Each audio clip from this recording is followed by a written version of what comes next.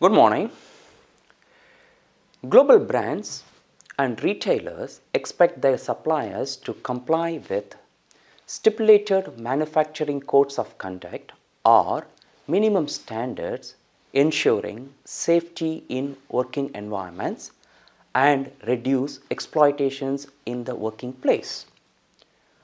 On the other side of the spectrum, it mounts pressure on brands' sourcing managers to ensure ethical sourcing by balancing the needs of the stakeholders.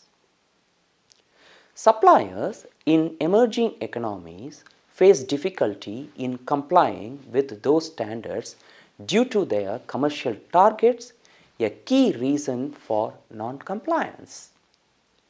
Many other factors also force them to be non-compliant. All those led to the incidences such as like Rana Plaza in Bangladesh and also Karachi fire accident in Pakistan. There are no detailed reports on decoding those antecedents that led to this decoupling behavior, and how they interact or intertwine among themselves as causal and effect factors is also missing.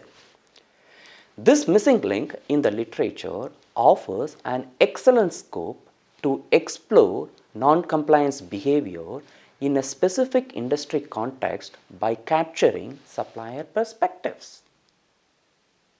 Our recent study takes a sequential mixed method approach by combining both qualitative and quantitative methods.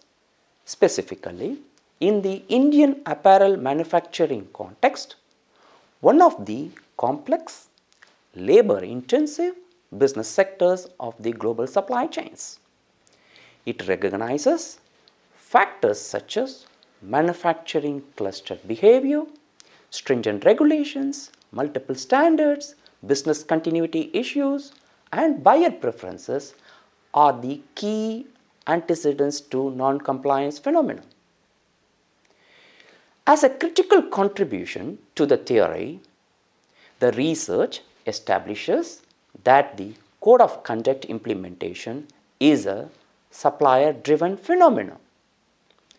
This deliberation contrasts with the prior or past literature that buyer-driven phenomena dominates the code of conduct implementation.